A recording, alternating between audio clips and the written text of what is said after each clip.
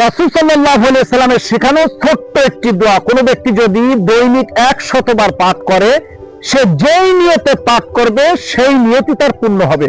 সুবহানাল্লাহ। হ্যাঁ, আল্লাহর কসম করে বলছি, আল্লাহর কসম করে বলছি, কোন ব্যক্তি যদি 100 বার পাঠ করে, যেই নিয়তে সে পাঠ করবে সেই নিয়তই তার পূর্ণ হবে। আপনার সংসারে দরিদ্রতা দেখা যাচ্ছে, পড়েন।